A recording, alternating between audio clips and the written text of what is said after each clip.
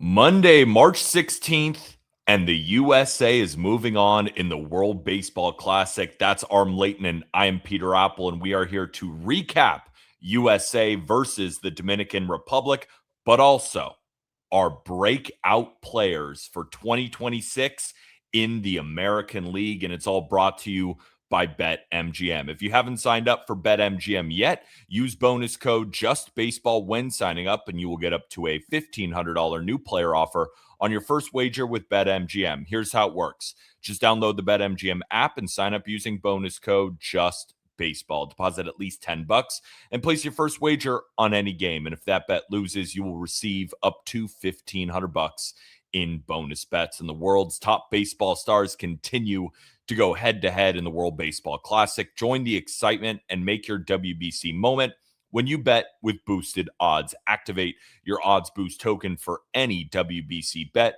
and you'll receive a bigger payout if your bet wins. Again, reminder, that's code JUSTBASEBALL on BetMGM. Aram, we have a really fun one today. You got 5, I got 5 breakout players in the American League, but I want to start with the big news headline, and that is the United States beating the Dominican Republic on Sunday 2-1. I made a short video before the game as I was sitting there watching batting practice, as I was slowly coming to the realization that this could be the greatest game that I ever saw. The thing is, it wasn't, but it kind of was, because it felt to me more of an all-star game. Like there was almost too much talent on the field for the game to end up like a Japan versus Venezuela game where it was 7-5, right? It felt like an all-star game in the fact where pitching dominated, where we might think that the hitters were going to go crazy. Do you think that's a crazy take to start us off? Yeah, a little bit. But I will say it was interesting. We had a lot of hits, like individual hits, and I feel like you don't get as many of those in the All-Star game. It's usually like a couple big homers. The way the pitchers were able to scatter base runners and scatter those hits are pretty crazy. I mean, even how often do you see Paul Skeens give up 6 hits in 4 1/3 innings? I think that was pretty crazy. And even Severino, as sharp as he was, and he was incredible. We'll talk about his stuff and how amazing he looked. It was still 5 hits over 3 1/3. So it was amazing. The bullpen, I think, was really where it took over on both ends, where you're just getting each arm dialed, and that's where it did feel a little bit all-starry. But I thought it was an incredible game because you had defense, you had pitching, you had a couple, really big swings, and even some, we had enough hits mixed in there where I think the game gave you a little bit of everything, and I felt like it didn't disappoint at all. Let's start with Luis Severino, because in the regular season, he was averaging about 95 miles an hour with his fastball, and in about 3 to 4 innings of work against Team USA, he struck out 6 and was averaging 98 to 99. That looked like 2019 Luis Severino. Yeah, that was fun to watch. Also, I mean, even the cutters he was ripping were like, normally those are like 93 miles an hour. He's ripping them at 96. And it seemed like the hitters, especially in the first time through the lineup, just weren't prepared for that, right? The scouting report said one thing. Severino with the adrenaline was doing another thing. And you saw some really late swings. There was one swing from Bryce Harper on a cutter that I was like, man, that just shows you he was not expecting that at all, that pitch to come in that hard. It was clear that Severino was fired up. And it's funny, my mind kind of went to, well, this is clearly a guy that very much benefits from adrenaline that will obviously contribute to the home road splits we saw with him pitching in the AAA ballpark. But I thought it was really fun to see. I think it was one of the most impressive just stuff performances. It reminded me of, the peaks of Severino that we've seen in the past. And I know it's adrenaline, and you wonder if it's going to hold through the regular season. But that said, like, he has been throwing like that through the WBC. He's been averaging about 98 miles per hour throughout it. And I think we could see that stuff, continue to hold that way if he can find a way to channel that adrenaline when he's pitching in Sacramento. And Junior Caminero started the scoring off for the Dominican Republic with that big-time home run off of Paul Skeens. And all of the players that hit home runs in this game, Roman Anthony, Gunnar Henderson, and Junior Caminero, 23, 22, 21 years old. Shout out the AL East. Baseball is in good hands. We posted that, on our Twitter page, how the future of baseball is here. And the good thing is, When you're watching the World Baseball Classic, when you're at Lone Depot Park, they display how many World Baseball Classics every player has been in. And I'm thinking to myself, Paul Skeens, Roman Anthony, Gunnar Henderson, Junior Caminero. These guys are probably going to be in 5 World Baseball Classics when it's all said and done. Yeah, that's where you look at USA Baseball. And that was something that they talked about in the post-game presser with, Mark DeRosa, is just, this is a team that is going to be, you're going to lose some pieces here and there as some guys age out. But in terms of the core, or at least the new core that'll continue to grow here, this Team USA isn't going anywhere. And it's going to be guys that are really experienced. And in the post-game presser, both Gunnar and Roman had both said, like, I will say yes to this tournament every single opportunity I have. If I'm healthy, I'm in it. And it seems to be the same sentiment from Skeens and Mason Miller. And so I think these guys are, barring any insurance catastrophes here, these guys are going to be in it every single time they have a shot. And I think we're going to get a lot more. As disappointing as it is to see, the Dominican Republic bounce from this tournament, eventually somebody has to.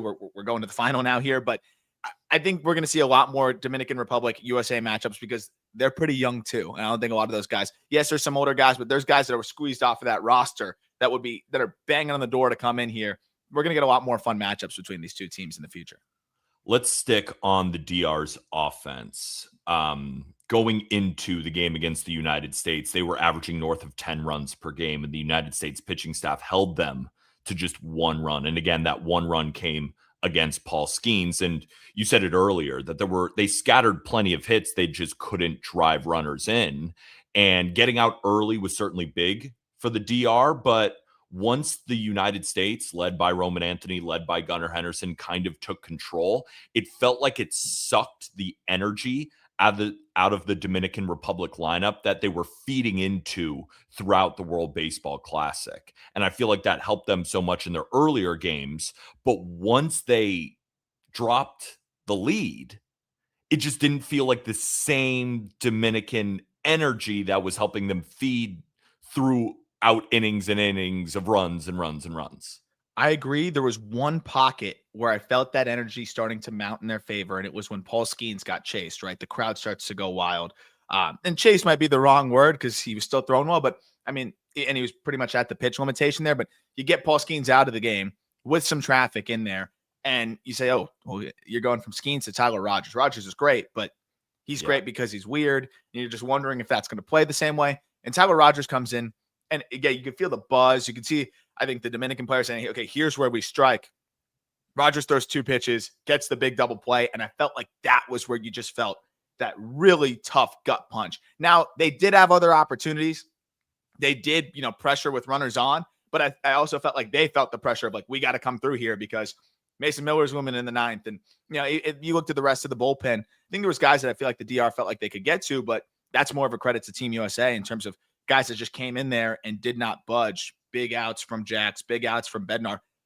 Incredible inning from Garrett Whitlock as well. But I look at that Tyler Rogers, he threw 2 pitches, gets the double play. I felt like that was the big, like, poke a hole in their sails that really started to slow things down for the DR a little bit in terms of the momentum. Absolutely. And the DR had multiple runners on in big spots, like David Bednar with, runners on 2nd and 3rd to strike out, a couple of those guys with that big AB in the 7th, with Fernando Tatis Jr. And there was a couple of bad ABs from the DR. Manny Machado against Garrett Whitlock, just continually fishing at sliders low and away. It did feel like a couple of guys in the lineup for the DR were pressing a little bit and playing some hero ball. And ultimately, the United States shut the door.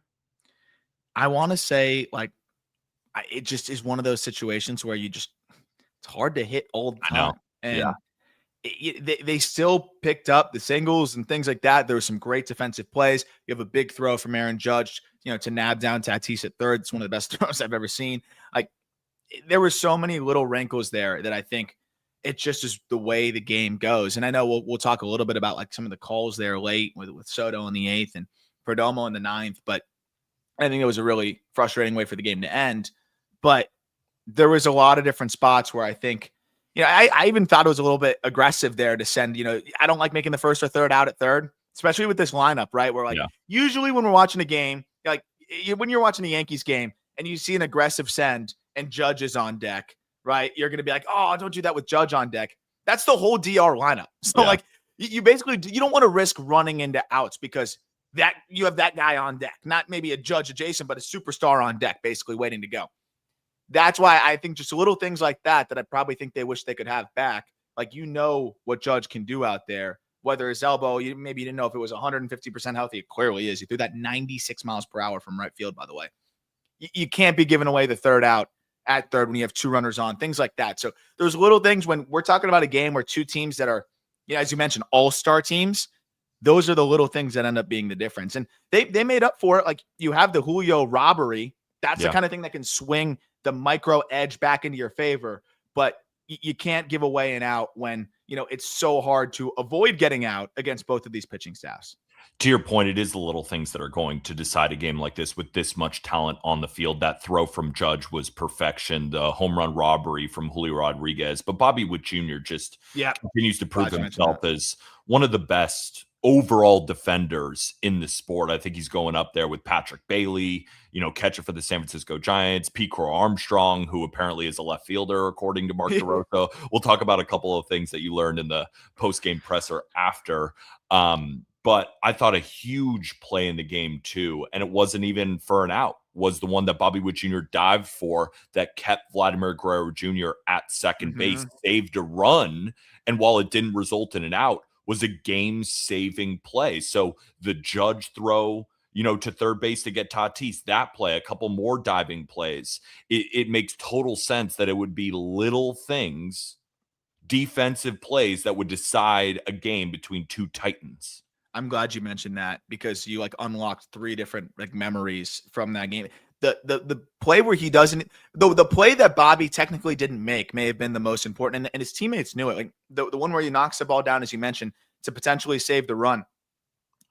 I've one of the few times I've seen, a teammate, PCA standing in center field before they moved him to left, literally clapping, and it's a single, right? It's a single with the guys now on first and third, and PCA knowing the gravity of its clapping, saying, "Way to go, Bobby! Like you kept that run from scoring by being able to keep that ball, remotely in the infield there."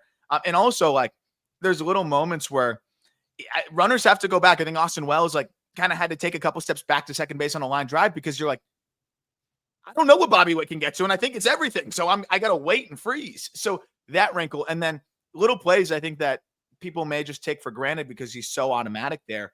If he doesn't make that backhand, kind of sliding dive and make the throw, what happens from there? That's a base hit. The double play where he takes it himself and as he touches the bag, makes this really incredible throw. I mean, there were so many impressive things. And Podcast P mentioned that ball that Bobby Witt knocked down. It was 110 off the bat. So not only is that getting to the outfield and it's going to run, it may have got to the gap and that. The ball can run on that outfield a little bit and it could have got all the way to the wall. So those are the little things. And I think ultimately this game was won by Team USA's defense. And it's not that the DR didn't play great defense, but you look at the throw to third, the Bobby Witt stuff, little things like that. I think that ends up being the difference. Also, Judge making a diving play out there in right field. Yep. And I know people might say, oh, well, you might have been able to catch that in stride. It was a laser beam. You got to freeze, recovers, dives, make the play. So many impressive defensive plays and really no miscues on that side of things. It's crazy because Podcast B also in a private chat just said that the average exit velocity against Paul Skeens over 4+ innings was 95 miles an hour. The fact that he was able to hold them to 1 run on 6 hits, it certainly wasn't Paul Skeens' best outing, but he said again in the post-game presser that was the best lineup he's ever faced by far. It makes total sense. Let's talk about the ending because I was sitting with Podcast P, Colby, and Elijah. We were up in the right field deck. So obviously from there, I can't see whether it was the right call from the umpire. So I'm really excited. Team USA wins. Awesome game. But then I check social media and everyone is saying, well, how could you end a game like this? What a terrible call. And I'm trying to catch up on it. And then I see the game cast and I almost gasp because I'm that's not even close to a strike. However, when you watch the replay, I guess I could understand why the umpire might call it a strike because even when you look at it from the side view, it did look like it maybe got the bottom of Geraldo Perdomo's knees. but it had so much movement that it dropped. And ultimately, Gamecast said it was way, way too low. From your vantage point, when you saw it after, what were your thoughts? From my vantage point, like, because I was a little bit offset to the side, it looked really low. And then I pulled up Gamecast, and I think that made it look even worse because, to your point, like, Mason Miller, we talk about how hard Mason Miller is to hit. He's got to be pretty hard to umpire as well. And that slider, when I saw the TV stream from behind home plate, it was a little bit more like, my initial reaction was like, that's terrible. You can't end a game on that, right? You can't have it end there. It was such a good at bat from Geraldo Perdomo. And where the glove initially like catches it is a pretty good frame, but it looked just really, really low. From behind home, or from behind the mound, I should say, that thing darts late. Yeah. And that is a hard slider that darts really, really late. I don't think that's a shape and a break timing that umpires see very often. Now, that said, that call was also missed. I know it went bad both ways, but I think there was a couple more pivotal calls in US's favor. That doesn't mean that's why they won. I'm not saying that. But that same location was missed an inning before with a different pitcher against Juan Soto. So that's the one thing that is a little bit annoying. This is where I think the ABS conversation is fun, because I know people will say, well, maybe they didn't have their challenge. They wouldn't have had their challenges left. It's the last inning. Well, then too bad. Then I can palate that a little bit more, because you missed your challenges and you didn't have it in the holster for the most pivotal part of the game. That's where I think, like, people forget, like, it's not just about correcting the calls. I think it makes a missed call a little bit more palatable if you wasted your opportunities to try to, turn calls over. So I think it was a frustrating way to see the game end. I think the more I watched it, I can understand how an umpire misses that. But as Paul, as Hembo said, man, like in his tweet, it was 3.5 inches from the edge of the zone and 1.25 feet off the ground from the front of the plate. There was not a single strikeout looking in MLB last season with those characteristics that extreme. I also think that pitch was just really, really tough to call. It is really tough to call because Mason Miller is a freakazoid. Mason Miller, since September 8th, hitters are 0 for 50 against him with 39 strikeouts now, including the World Baseball Classic. This is the closest thing to Mariano Rivera. This is Aroldis Chapman, even in 2025 when he posted a 1.17 ERA. This is one of the most dominant stretches we've seen in baseball history. And I think you made a really good point earlier where it's such a hard slider. It's a tough pitch to call. Like, I'm not surprised a Mason Miller slider is the outlier when it comes to called third strikes, because it's got to be one of the toughest pitches to call a ball or a strike. And you were the post-game, presser where Albert Pujols basically said he doesn't want the story to be about that pitch. It was all class from manager of the DR, Albert Pujols. Yeah, of course. And that, and he said it was like one of the highlights of his career to manage this team. And I mean, like, the DR ain't going anywhere. It was tough. I thought I found myself just going back and forth. I felt like it was a win-win no matter who won. It sucks that somebody has to go home in one of those. And I think it especially sucks with the passion that the DR plays with, that they had to go home, but somebody's got to. It was really cool to see Pujols just kind of talk about the whole experience. And again, I think how this team, like he said, the worst part is just that they have to wait, 3 years now to do it again. But I think Jeff Passan mentioned this too. There's just a mark, whether they win it or not, a mark that the DR left on this tournament that is just, it sounds corny, but it is like something that you cannot overlook, and I think is a win in itself. And I know nobody cares about consolation prizes and things like that, but the DR was a defining team in the way that they played in this tournament that'll be remembered in future tournaments. And I think it'll be a big reason. They are a big reason why this tournament's so successful. Now Venezuela is too, and some of these other teams are too. And I want to briefly give like 2 minutes before we move on that Venezuela game as well, because that was awesome against Japan. But what the DR did for this tournament, with their passion, with their talent, and with the way that they go about their business out there, I think is something that will forever leave its mark on the WBC moving forward and looking back. Couldn't agree more. I do want to learn more before we get to Japan versus Venezuela, and maybe a brief little something on the game tonight. Anything else that you learned in that post-game presser? Because you were there with Mark DeRosa and Paul Skeens and Mason Miller, and you heard everybody talk. Just top-line thoughts of what you heard. So I think the most interesting like theme or just conversation was the Mason Miller availability thing, because Mason Miller was asked, well, first it was manager first, then the players. So DeRosa was asked, what's Mason Miller's availability, because he's thrown, what is it, like 3 times in 5 days here, and DeRosa said, not sure yet, we haven't had that conversation. Mason Miller comes up with Paul Skeens, they're sharing the podium, and Mason Miller says TBD, then with a little bit of a smile. Then follow-up question, and all Mason Miller could really say is, I'm going to do everything in my power to make sure I can throw and make myself available. Now, that's great to hear. Unfortunately, it's a little bit out of his hands. So that's where it's going to be interesting. It's been a decent workload for him. That said, against Italy, it was only 10 pitches. Against Canada, it was 18. But this last time out against the DR, it was 22. So, look, if you're the Padres, if you're AJ Preller and ownership, and you just traded Leo DeVries and all these guys to go get Mason Miller, I could understand saying, hey, look, he pitched 3 times already, or really, 4 times in this tournament. That's enough. I just wonder how much Mason Miller's lobbying can help, and it's going to be interesting to see. But that's a theme that I think will get answered, maybe not even until the day of the game. So that part's going to be really fun to monitor, and I hope he gets the green light. And it certainly doesn't help that 15 minutes before we press the record button, Joe Musgrove is going to start the year on the IL for the Padres with an elbow injury. So I'm sure he's seeing that and knowing that Mason Miller has gone 4 times, and these are max effort Mason Miller outings. Like, this is against the DR with everybody watching the World Baseball Classic. Like, this is full-fledged Mason Miller. He's throwing 102 out there.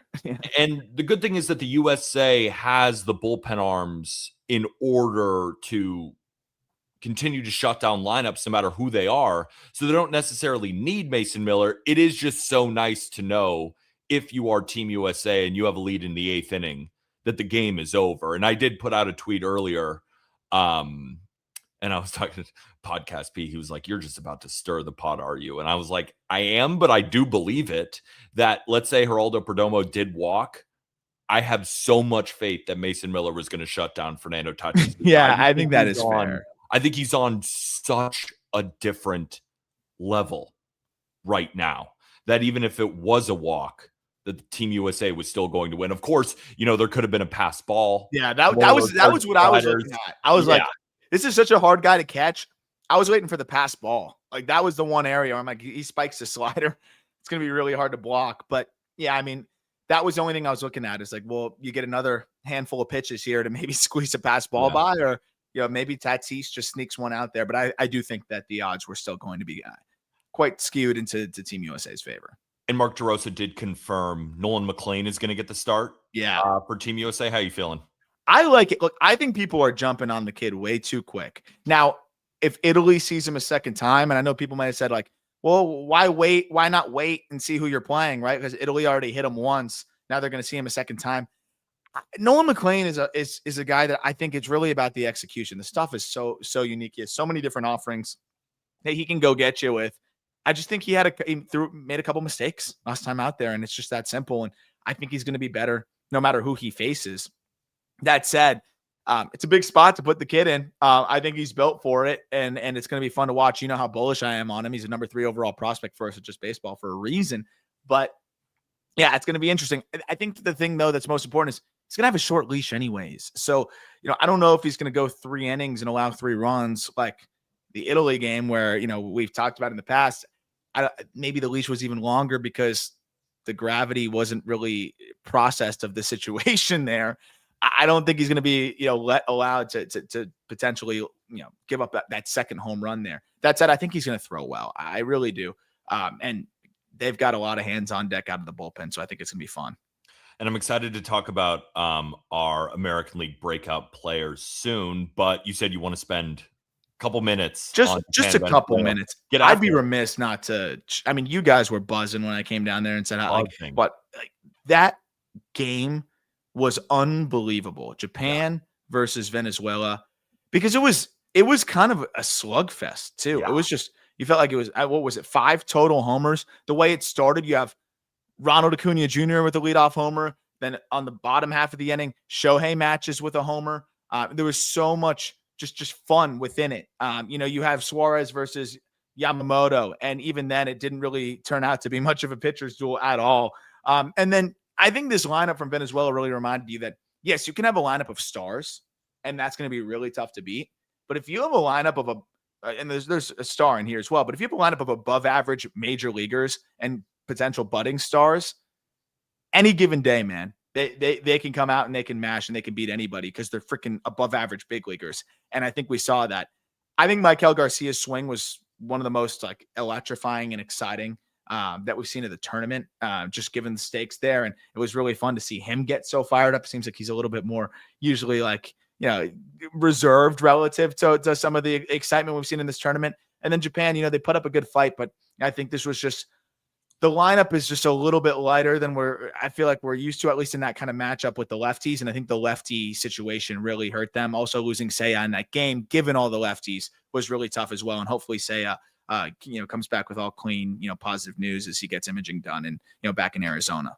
Yeah, hoping for the best for Seiya Suzuki. And I think the reason that I came on the show at the very beginning and I didn't, hype up DR versus the United States maybe as much as it deserved is because the night before we saw Japan, Venezuela, like when a game starts with a Ronald Acuna Jr. home run, blowing the roof off the building with these amazing Venezuelan fans. And then the following inning, Shohei Ohtani crushes one and then gives the relax celebration to his dugout.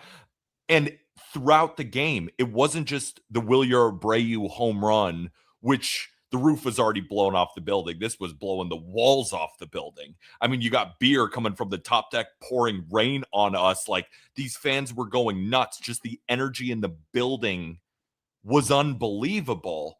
But every single ball off a bat for a base hit or a double was a piss missile. Like Ezekiel Tovar, there were so many guys in both lineups hitting the ball so damn hard. Like, it didn't feel like there was a cheap hit all night. It was just a back and forth incredible slugfest. So when I watched the USA versus DR, obviously it was a great game, but the energy in the building wasn't quite the same as Japan, Venezuela. And I think a big reason why was both offenses for Japan and Venezuela were giving the fans so many reasons to leap out of their seats. And I think just watching them back to back was what slightly diminished USA versus DR for me. The Venezuelan fans there, there's a large Venezuelan population out here, and they showed up big time, and it was absolutely electrifying. And I think that was a big part of it as well. And also, Japanese fans showed up big time too. And it just was a really fun all around matchup that I think was one of the best of the tournament. I really do think that. And, again, also Japan's not going anywhere anytime soon too. And I think they'll have a couple more guys for the next time around. Venezuela versus Italy tonight. Who you got? I got to go Venezuela. I think Italy is going to go all in on winning this game and then just figure it out in the championship. Like, I wouldn't be surprised if they go Nola as the starter, then, Lorenzen as the piggyback, or, I think both those guys are going to throw. So they might just burn both their guys in this one and then, hey, get to the championship and just try to slug your way out of it. I think Venezuela's offense is just going to be too much though. And, I think they can still, put up enough zeros or at least, be able to match with the pitching side. I'm with you. I'm going to take Venezuela as well. And I think what also isn't working in Italy's favor is this is going to feel like a home game for Venezuela. Oh, big time. Yeah. And I think that certainly helps. And that's what was, again, so impressive about the United States' win. They were the road team, but it was a true road game. We were in the building. It felt like it was 80-20 United States. And Jack put out a hilarious tweet. And I think he said 80-20 DR to US fans, but in terms of noise level, 99.5 to 0.5. Like, I think it could be that same thing for Venezuela tonight. So I will, pick Venezuela as well. Anything else on the World Baseball Classic before we talk? That's it. I'm just excited for the semi and the final. And I think either way, it's going to be electric. You get a rematch of Italy versus USA. And like, you might think, oh, well, they don't have all their arms, whatever. They already beat them. Or you get, Venezuela, USA, which is going to be another, I think, kind of just heavyweight bout. I can't wait to watch. All right. So before we get to our breakout players in the American League, Podcast P, can I get a quick whoosh?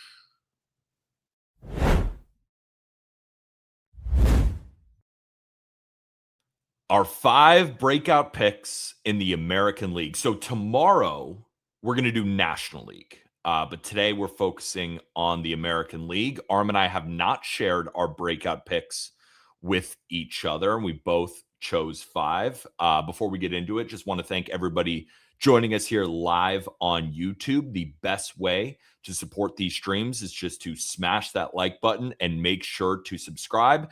And if you're listening on audio after the fact, best way to support the show, leave a 5-star review. And if you have a couple more seconds, a written review would be very, very kind. All right, Aram, would you like to start or would you like me to start on our breakouts? You go ahead. Okay, so I want to start with a guy that we have talked about a little bit. You know, we certainly did when he signed with the Toronto Blue Jays. I made a TikTok about how excited I was to see him. And when I'm looking at potential breakout picks in the American League, I want to talk about him even more because it hasn't been, you know, a long spring training for him. I think it's only 8 innings, but he's looked good so far. Cody Ponce of the Toronto Blue Jays. You know, this is his first time pitching in Major League Baseball since 2021. And in 2021 with the Pittsburgh Pirates, like it was a 5.86 ERA. Then he goes over to the MPB. Then he goes over to the KBO and absolutely dominates in 2025. I mean, this guy won the Triple Crown in the KBO. He won the MVP in the KBO. He pitched to an ERA under 2. He struck out 252 batters, which was a KBO record. Now, we can talk about the stuff because Podcast P was just showing some highlights from him, and the stuff pops off the page. It's a fastball that's likely going to sit, you know, in the mid-90s, and it's probably going to get 17 to 18 inches of a deuce vertical break. The changeup drops off the table, and he's a couple other secondary pitches. But I also just love the fit with the Toronto Blue Jays. Like, we remember Hyunjin Ryu, they were the team to give him a 4-year, $80 million deal. And they also took a flyer on Eric Lauer, you know, last year, and he looked really good. So I trust the Blue Jays scouting when they're looking at guys coming over from the KBO. And Shane Bieber is going to start the year on the IL, and Jose Barrios, we aren't really sure, you know, what's going on with him right now. I think he's going to get some runway in the rotation. And I also think that he's going to be a pitcher that when these guys come back, they're going to really struggle to take him out. I'm really excited to see Cody Ponce throw in 2026. Yeah, it's interesting because, you know, you think, well, oh, they signed him to a 3-year deal. Like, of course he's going to get a rotation spot, but it's only $10 million a year. And, you know, they could easily use him in a swingman role if they have other guys that are throwing well. But to your point, I think he's just going to take that spot and grab it. I was trying to pull up the projections to say, like, how much better do you think he'll be than like the Zips projections or by the Bad X projections? But I didn't get it up in time. Like, what does a breakout year look like for him statistically in your mind? I think, again, you know, breakout is also a relative term. I remember what we were talking about pre-record, like what's our true definition of a breakout player? And I think it's just exceeding expectations. And I think with Ponce, the expectations right now is, you know, he could be a solid fill-in before the rest of the Blue Jays rotation, you know, comes back. But I think he's going to pitch well enough where he never leaves the rotation. So the Bat X projections have him at a 4.02 ERA over 124 innings. And I actually think he could outperform that. I think he could be in the 150 inning range because, again, I think he's going to be too good for them to take him out of the rotation. So I think they could get 150 innings out of him at like a 3.7 ERA, maybe even to 3.7 to 3.9, and he's striking out 1 per inning. So it's 150 plus strikeouts as well. And we're looking at Cody Ponce as a true middle of the rotation guy, where when the Blue Jays make the playoffs, they're handing the ball to him in a playoff game. That's the type of breakout I could see from Cody Ponce in 26. I like that. It's pretty crazy how much, not crazy given what he did last year, but you know, usually these projection systems taking multiple years into account and things like that. And he was terrible in NPB. They really like him this year too. So but yeah, if he's a 3.7, I would categorize that as a breakout. And as you mentioned, like early returns, even in a limited sample, I've been positive with the stuff so far in spring training. Absolutely. So Cody Ponce, It's my first breakout pick. Who's yours? I'm going to go with the guy that I picked last year. And like, I think it's a little bit of low hanging fruit, but I also think at the same time on this team could get overlooked a little bit. And it's Ryan Weathers. I mean, I think there's a reason why the Yankees went out to go get this guy and, gave up a couple pretty darn good prospects for him. It's all about health with Weathers, and that's a part I can't project. That's the part that's going to be pretty difficult too.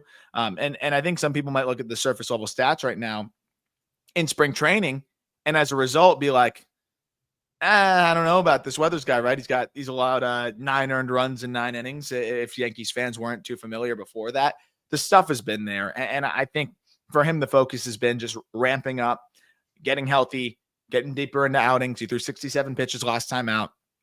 My thing with Weathers is he was on the cusp of full-fledged breaking out last year.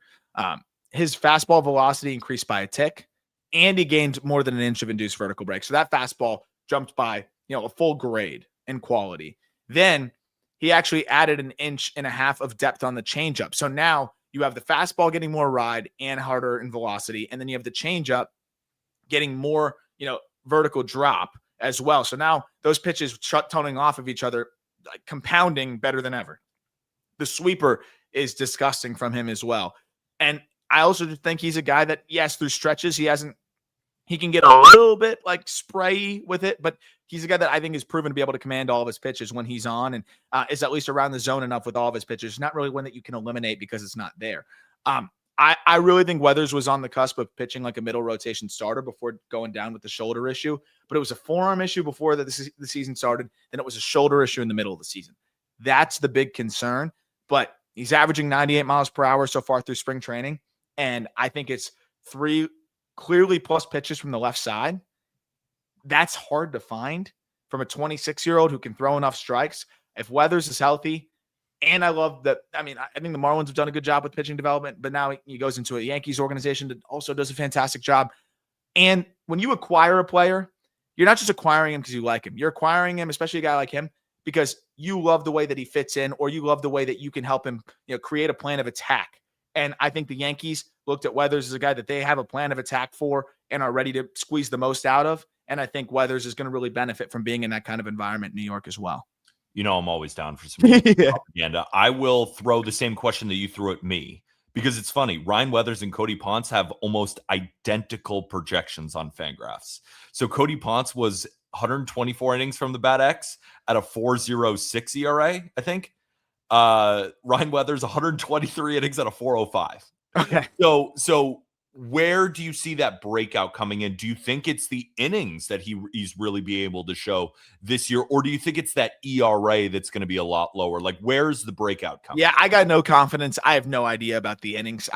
That's just, I hope it's impossible. I think that if you ask the Marlins, I don't know if they'd publicly say it, but the health concern is the reason why they traded him. I don't think it's the ability.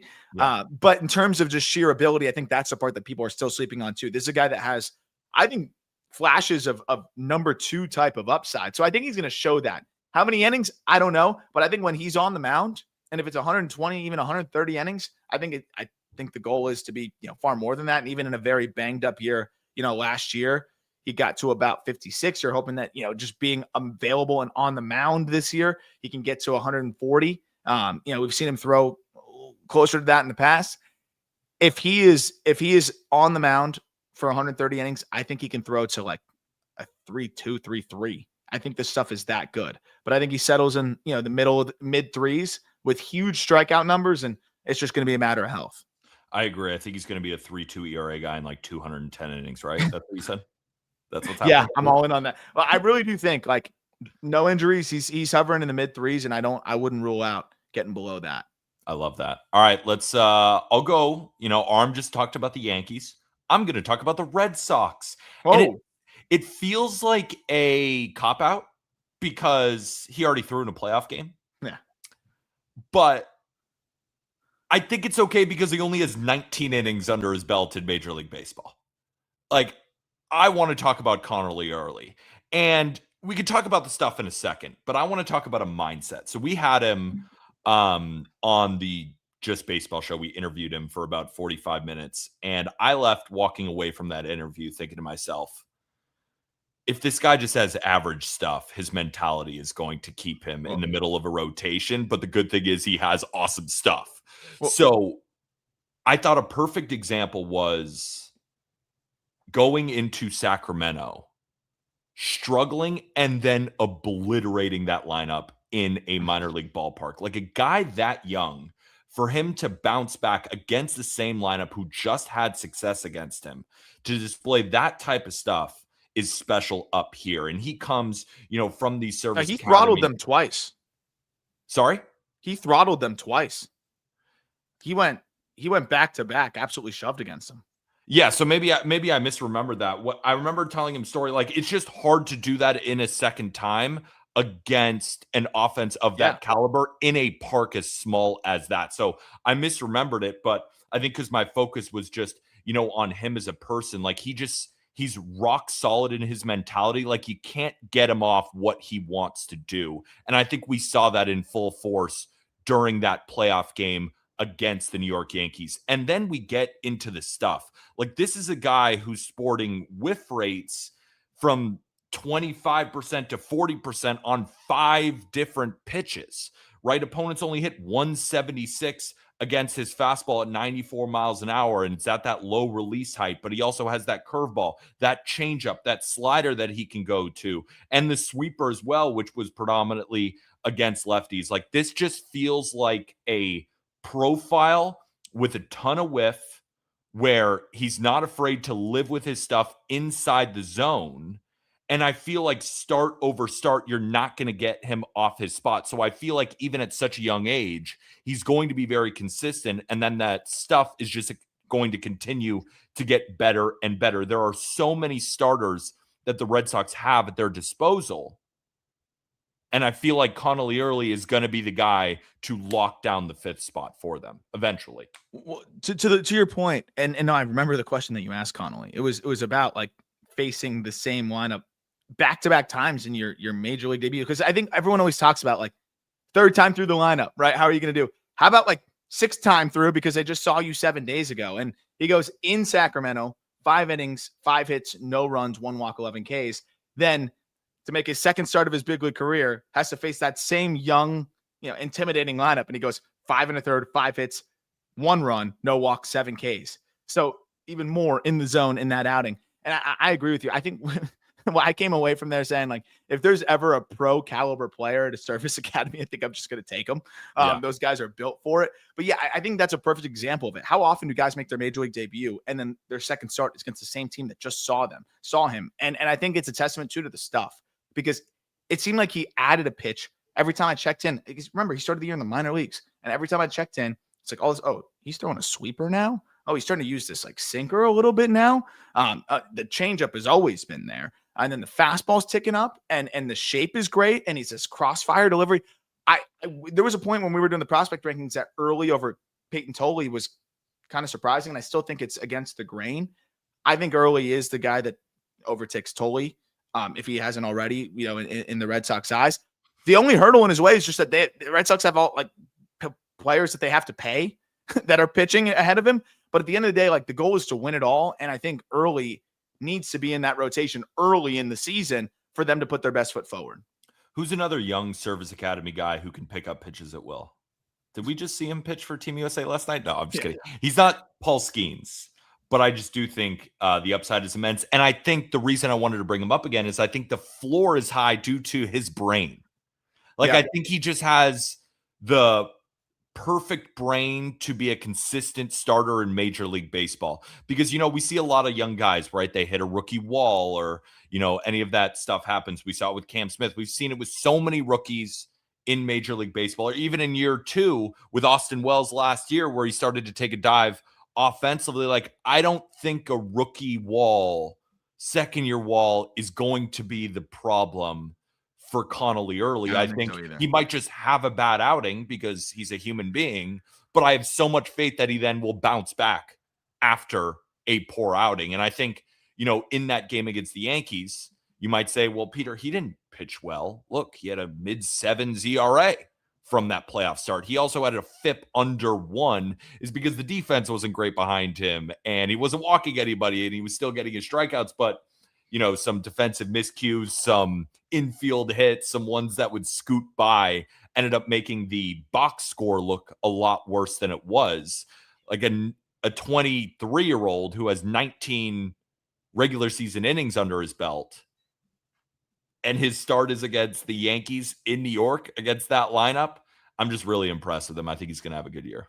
Yeah, I'm a big fan. He's one of the guys I enjoy watching the pitch as a prospect this past year. Plenty.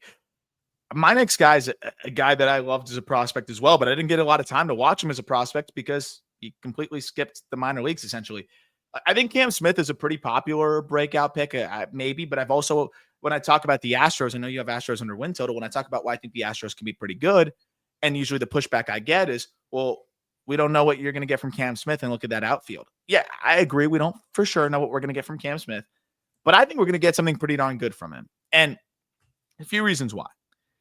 Number one being, and I mentioned this on the show before, this guy flat out skipped the minor leagues. But not only did he skip the minor leagues, he only played 2 years in college as well, right? He was a draft eligible sophomore. He played a ton his freshman year, had a pretty good year at Florida State, went on the Cape, demolished, then had the draft eligible sophomore year that we saw. And there's a reason why, I had him high on the draft board. Maybe this is just going to continue to be a thing. I just continue to push this guy. But I just, every time I check in, I feel like there's actually more to get excited about. Out of the draft, I saw people talking about his swing being too stiff and things like that. And I'm like, I think this guy's an athlete. I think he's a really good athlete. He's not getting credit for it. He's a really, really good athlete. A better athlete than I even thought. And I think there's a couple reasons why we saw that. I saw it in the box, and that's why I believed in him as a hitter. And I also believed in him as a third baseman because of that, because the footwork was good and the arm is great. But the fact that he skips the minor leagues is the headliner in the trade, or one of the headliners in a trade for Kyle Tucker, and you immediately make the big league roster having only played 5 games above high A. And not only do you make the big league roster in Houston, you got to go learn a new position. So you've played 5 games above high A, you're in a new organization, and you got to learn a new position.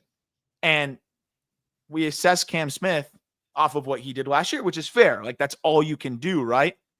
How many players, even first-round picks, how many college first-round picks would have absolutely failed, flat out failed in that situation? I think most, to be honest. Yeah. And like pretty much everybody. Yeah, yeah. I agree, right? So, and he didn't. Look, there were stretches where it was bad.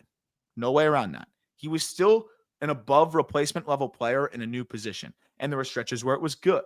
Now, the air pull, I think that's something that I'll need to get a little bit better. I think he's already, making strides in that department.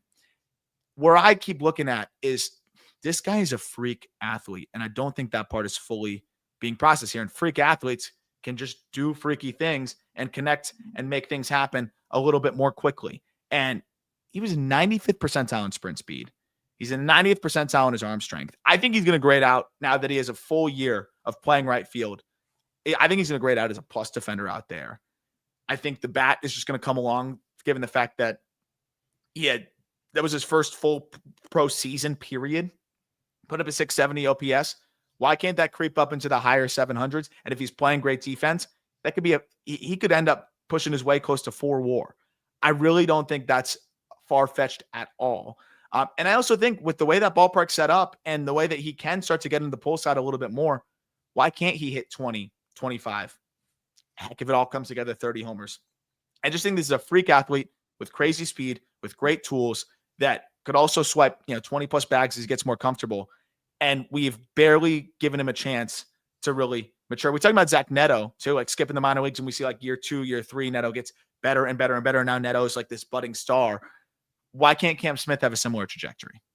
I think it's a good breakout pick because, when you look at the projection systems, they don't have a lot to work on, right? Because it's been a really small sample. He had to change positions. Like, there are a lot of things that projection systems aren't able to calculate because you need context, and a lot of that context you provided. So this should be an easy answer for you and question. The BATX projects him for 10 home runs and 7 stolen bases with a 93 WRC plus and a 1.1 FWAR. I assume you're taking the over on all of those.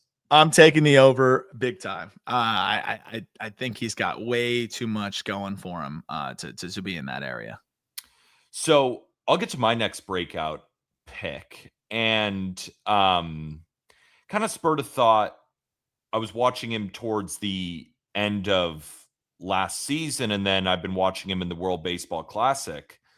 Bo Naylor of the Cleveland Guardians. Ooh, that's a fun one.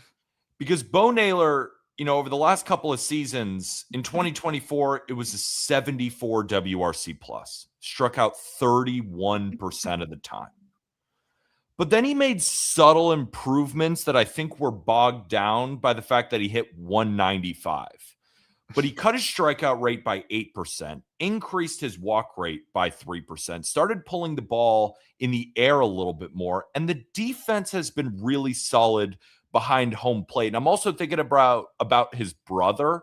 Like, his brother, Josh Naylor, was a mid-ones F-WAR kind of guy, and in his age 26 season became a 2.7 F-WAR guy. So basically what I'm seeing from Bo Naylor is I saw a little bit of a switch in the second half. In the first half, he hit 171 with a 623 OPS. And in the second half, he hit 230 with a 717 OPS. But I think he still has the opportunity for more, because one thing that Bo Naylor did display last season was really solid plate discipline. He made good swing decisions, like cutting down that strikeout rate, took a lot of pitches. And again, in Cleveland, if he can hit 15 to 20 home runs as the defense continues to improve, continue to make strides in the plate discipline areas, cut down the strikeout rate even more, continue to take pitches, I think we're going to get a sneaky 3-win catcher out of Bo Naylor if he just makes moderate improvements like he has already shown year over year so far. I like this shout. This is a good one because I think he's a little bit under the radar still. He had a nice little tournament too in the WBC, but to your point, final 50 games of the year. Now, I know the surface level stats weren't phenomenal, but it was like a 700 OPS, and if he's defending, that's great. But I look at the underlying, I thought it was even better. I mean, he had 89% in zone contact rate in that stretch, 80% overall contact rate, which for reference, like 74, 75 is going to be average. And then really successful against secondaries as well. Hit breaking balls a little bit better from a contact perspective. And in terms of hitting the ball in the air, the quality of contact was higher. It was like a 42% hard hit rate. Just didn't fully convert into the production I think it could imply. And I think he could end up doing that this coming season. And as you mentioned, like for a guy like Naylor, the barrier offensively to be a 2-3 plus win player is pretty low when you're developing the way that he has as a catcher. At 26 years old, catchers are always a little bit late bloomers. We just saw it with Dylan Dingler. Why can't Bo Naylor kind of have a little bit of his, Dylan Dingler type of year? I agree. And Podcast B brought up this graphic for all of us watching live on YouTube. He's got a little bit of a Patrick Bailey syndrome where he's incredible in high leverage, but you get him in a low leverage situation and he can't hit at all. So in high leverage, he hit 357, 432, 571 for an OPS over 1,000. In low leverage, 141, 234, 248. So when he turns it on, Bo Naylor can certainly hit. And again, we saw that in the World Baseball Classic. So I just think if he can be more consistent over the regular season, cut down on a couple of those deficiencies. And again, I love seeing young guys improve year over year. And that's what I feel like Bo Naylor has done. And the defense gives him a high floor that if he just makes moderate improvements offensively and ends up being a 100 WRC plus guy, I think a 3-win player is in his future. Like, I think he could be what Austin Wells has been over the last couple of seasons for the Yankees, where it's been a 3.5 WAR. That's a breakout player, right? That's a 109 WRC plus, 94 WRC plus, but the defense gives him that floor. I like Bo Naylor a lot in 26. I can promise you the Guardians will take that any day of the week. My next guy's a little bit of low-hanging fruit, but I'm going to compensate by putting some pretty high marks up there for what I think he's going to do. Jack Caglione. I think it's low-hanging fruit because he's had a fantastic tournament and also because of the hype around him. But if you remember also, I'm going to go back to my draft boards. I guess that's kind of the theme here. It's a guy that we had a little bit higher up, I think, than some other people. And the big reason why was because I think that people conflated the swing decisions with whiff. He's not going to whiff that much. The problem has always been the chase. And what I think is impossible to teach is for a player as powerful as Jack Caglione, which it's 80 raw, to have the bat to ball skills that he has as well. It's average bat to ball, which average bat to ball with 80 raw is craziness, right? It's like there's not a lot of guys that can do that. So then why isn't Cags, a star yet? Well, one, he also was fast-tracked through the minor leagues. He also was asked to play a new position. But I think the biggest reason why is the approach. And that is a variable that is interesting. And I've talked about this with some guys, and I personally think it's a lot harder to increase your contact rate by 5% than it is to decrease your chase rate by 5%. I think both are extremely difficult. Sometimes guys are just really, they can't get out of swing mode because their swings are long and they got to start it early. I don't see that with Kaggs. I just think he's a guy that's can kind of do damage on almost anything. Did that throughout his entire collegiate career, and now is realizing, okay, I got to be a bit more selective. I don't know if he's ever going to be completely selective, but it doesn't really need to be, because I just want to give you like a contact and quality of contact comp for Kaggs. And this was just from Kaggs' MLB debut, which, by the way, was like in some ways historically bad from a batting average standpoint. In Kaggs' MLB debut, he had an EV90 of 109.6 miles per hour and a 73% contact rate. Now, I know there's other factors that carry into, a productive MLB hitter, but these are two things that if you meet both of these marks, you're generally going to be pretty darn successful. Pete Alonso is the closest comp, I think, in contact rate and EVs, where he had an EV90 last year of 110 and a contact rate of 74%. So almost identical. Now, what's the difference between these two? A little bit of batted ball angles, a lot of swing decisions. Kaggs in a very small sample, and I'm not putting too much into the sample, but I also think it is interesting. But I think I've been bullish on him because I think it's something that over time he can just continue to rein in. In 12 games between spring training and the WBC, he's running a chase rate of 19%. Now in spring training, it's a little bit easier. You can just be patient, right? And like it's not high leverage or things like that. The WBC, it would be easy for him to kind of regress and get back into swing mode, and he hasn't. I don't expect him to run a 19% chase rate, but my point is, like, Pete Alonso's at around 27%. If Kaggs can just get to around 30% instead of 38%, where he was at in the chase rate department last year, I think you're going to see a huge difference in the production. They move the walls in 10 feet there. Again, he's not going to swing and miss a ton. When it's in the zone, I think he's going to be able to do damage. Even when he's on his front foot, he can one-arm swing and hit balls out of that ballpark. And we already saw him pop a 120 this spring training. I just think the dude is too good, bat-to-ball-wise and power-wise, to not be productive at the big league level. And you factor in the ballpark, you factor in I think the key point that the only thing that's probably been hammered into this dude's head is be more selective, shrink the zone. If he's moderately better in that area, I think we're going to see a huge year from Kaggs. I think he hits 30 plus homers. And I think he puts up like a 125 WRC plus. That's awesome. It's got to be exciting if you're a Royals fan right now, because you're watching the young core of their offense dominate the World Baseball Classic. I know Vinny Pasquantino, is he a part of the young core at 28 years old? I'll still throw him in there. He's having a great World Baseball Classic. Was the first player in WBC history to hit 3 home runs in a game. You got Kaggs, you got Bobby Witt Jr., and you got Michael Garcia tearing it up for Team Venezuela. And if Kaggs could have that type of year paired with those 3, like, this Royals offense could be real dangerous. Yep. And then, of course, Carter Jensen. We'll see what he gives us. That's another guy that, I mean, like, I didn't pick him as a breakout because I think he's just become so popular in terms of, like, I think everyone's expecting him to have a huge year, but that's another guy. They could end up hitting a lot of homers this year, and I think that's what they're going to lean into. It could be fun. All right. I'm going to stick in the division, the American League Central, for my breakout pick.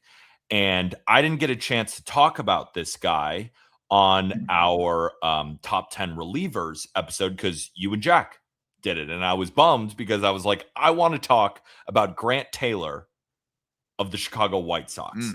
Now, for all those watching on YouTube, you can kind of see it's a little bit of a deceptive delivery. And when I was watching, I watched a ton of White Sox games last year. And a big reason for that was I was sweating out over 52.5 wins for their future. And I kept telling myself, whenever the White Sox would have a lead, I want them to bring in Grant Taylor, because the stuff just popped off my television screen. Not only does he have a bit of a deceptive delivery, but he sat 99 miles an hour, and it's a fastball with ride, but I actually want to classify it as a fastball that leaps. Like, it stays on plane for so long. And then when paired with that 12-6 curveball, I think that creates a tunneling nightmare for hitters. I think this stuff is just so outrageously good flashed big time strikeout stuff, striking out 34% of batters. And yes, it was a 4.91 ERA, but I saw firsthand the White Sox defense was not doing him any favors. And the underlying metrics would certainly agree with that, right? His expected ERA, his SIERA, his XFIP, his FIP, they're all really, really elite. And it's because I think he has dominant stuff. And when I call him a breakout pick, I think he could be the best reliever on the White Sox this year. And you might say, well, how hard is that? Well, they did just sign Sir Anthony Dominguez. And Sir Anthony Dominguez signed a multi-year deal to be the closer. But I think when it's all said and done in 2026, Grant Taylor is going to be the guy closing out games. And that doesn't mean that I'm down on Sir Anthony Dominguez. It just goes to show how high I am on Grant Taylor. I think it's explosive stuff. And with relievers, sometimes that just plays, right? So I think he's going to live in the zone with elite stuff and strike out hitters at a 30+% rate and put up an incredible year for the White Sox. Yeah, I love this shot too. This is just a nasty like stuff guy. I mean, one of the more anticipated when he was banged up in the early parts of his professional career, and even at the end of his collegiate career. Otherwise, I think he would have been drafted a lot higher. That was one where I'll be there no matter what in the Arizona Fall League when he was getting back out there to throw, because early in the season he had been showing in the minor leagues like some of the best stuff in the minor leagues, and then we've seen him build on that. They moved him to the bullpen from a starter to keep him healthy, and they did that. And I think it was a big step. And I don't think I've talked about this with Elijah. Of course, Elijah Evans is on the White Sox beat as good as anybody, especially on the farm system side, but also with these young players up there. And I think Elijah eventually expects him to transition back into a starter role after this year. But I also think that's what he's going to pitch as a man on a mission, because if he shows that he can absolutely dominate this year and hold it through the duration of the season, he wants to prove that he can be that guy that can go back and start again as well. And I think you do that by just shoving. He has this really clear supination bias where you mentioned like the tunneling nightmare. His fastball is really like a cut fastball. And that's why to the eyes, it like stays on plane.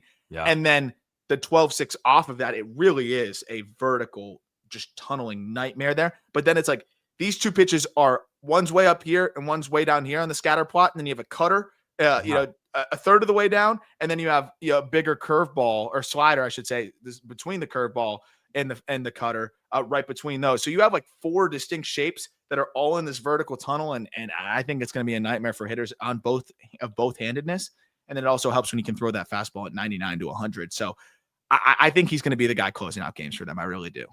Yeah, I remember it was funny. It's like, God, sometimes I feel like such a loser. When I was watching White Sox Rockies last year, he threw a 101 mile an hour fastball down the middle and it just leapt off the screen. I'm like, huh? And then a couple days later, he threw an 88 mile an hour curveball that dropped off the table. And I guess it's a slider. I don't know.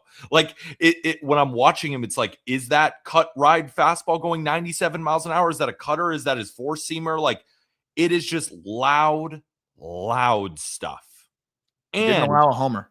Again, that deceptive delivery too. Like it looks weird and funky. Like weird and funky is not supposed to be 100. Yeah. I think across all levels, unless I'm missing something here, he did not allow a home run.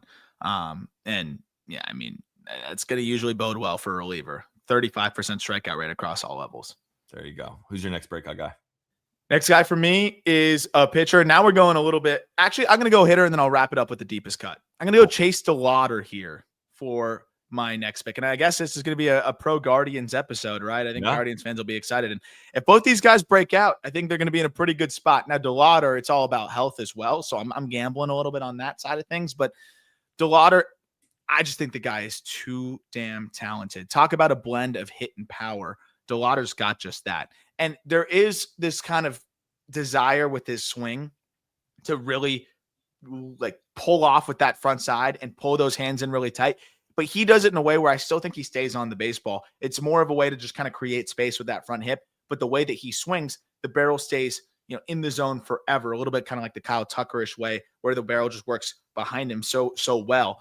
But he's so good with his hands and can get to every different spot pitch-wise. I just think this is a really special hitter, even though people may think the swing looks weird or whatever it may be. The other side is he's 6'4", 230-something pounds. And so even when he is kind of leaving the ball a little bit and it's a little bit more of an armsy swing on something on the outer half, he'll hit it 104 miles per hour still the other way. Like his B swings are still major damage because of one, his ability to just find the barrel and barrel that ball.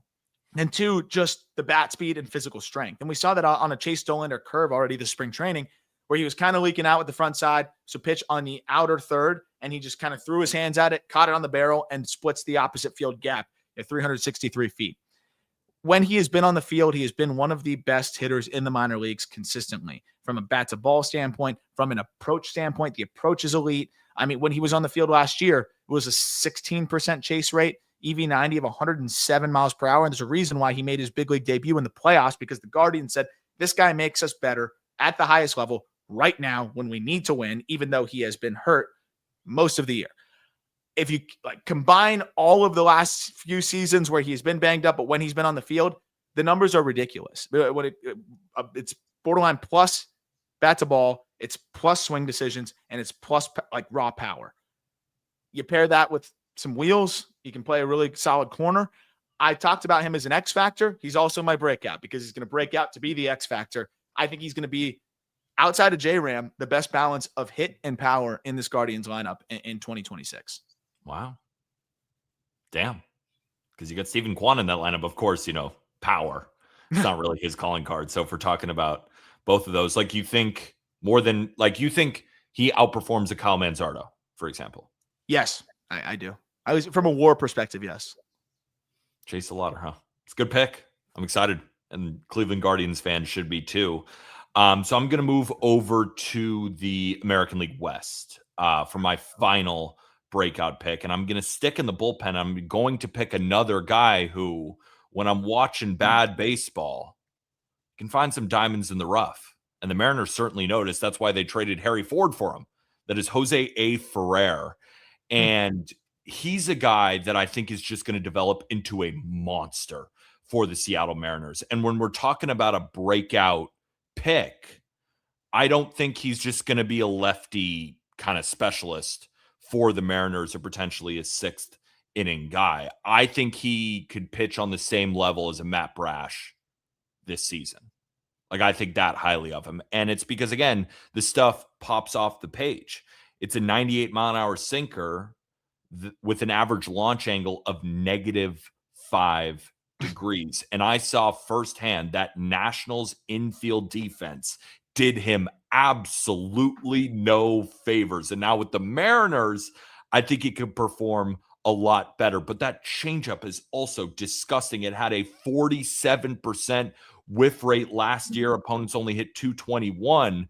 And the slider, again, he threw it predominantly against lefties, but opponents only hit 105 against it with a 52.5% whiff rate. So I think we're looking at 3 well above average pitches that the Seattle Mariners pitching lab can start to play with and ultimately create a lockdown leverage reliever. And sneakily, the Mariners could use a lockdown leverage reliever because you have Munoz, but Brash has struggled with injuries. You know, they still have Gabe Spire, who I think is really solid. You have Bizardo, again, that's really solid, but they need a lockdown guy. And I think the Mariners looked at the trade market and said, Jose A. Ferrer, that's going to be the guy that we bring in, who is not our lefty specialist. He could potentially be our 7th or 8th inning guy against both lefties and righties to make a few tweaks here and there, better defense behind him. And I think he could develop into one of the better relievers in the American League next year.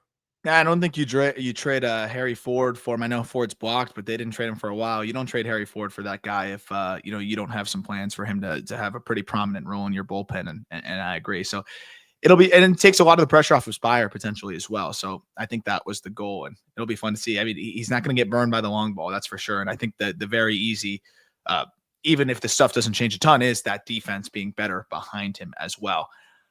My last guy's a deep cut in terms of I think expectations, because he is barely, I think he's made 1 start above AA, and he also had, I think, an ERA over 5 in AA last year. I'm going to go with George Klassen of the Los Angeles Angels. I think Klassen, he's still a top 100 prospect for us, despite the year he had last year on the surface. And it was, all things considered, a 5.22 ERA for George Klassen. One, I think Well, we know if he's throwing the ball, he's going to get up there. I don't think there's any questions about that with the Angels. I also just think there's going to be plenty of opportunity for him to throw up there as well. You look at who has the 5th spot in the rotation right now, it's Alek Manoah. I don't think that's going to stick. And then I think when you think about the next man up potentially, I think that could be George Klassen. I know you have some other guys on the 40 like Caden Dana, Aldegari's thrown all right. I just think you're going to see early in the season guy Klassen is throwing the ball really, really well. It was a weird year for him. He took a comebacker off the head. I think that definitely affected him a good bit and coming back from that. And I really like the way that he finished the year.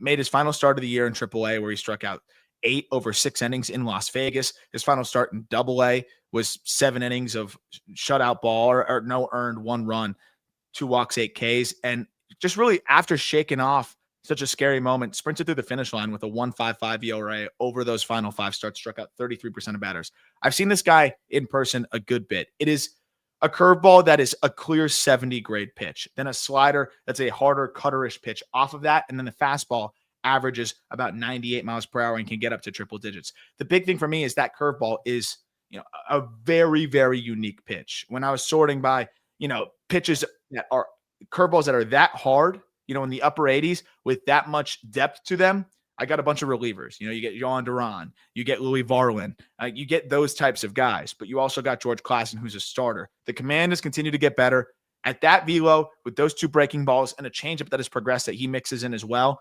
I think the pitch mix is too damn good for this guy not to pitch like a number 4 starter in the big leagues. And for a guy that had a 5 ERA in AA and is kind of forgotten about, I think he's going to end up grabbing onto a rotation spot a month or 2 into the season for the Angels and not letting go. Podcast P, I'm curious if you could put up some more highlights of Klassen. Like I was just watching him while you were talking, and you put him up on YouTube. Like that changeup is nasty. Like he's not Jared Weaver.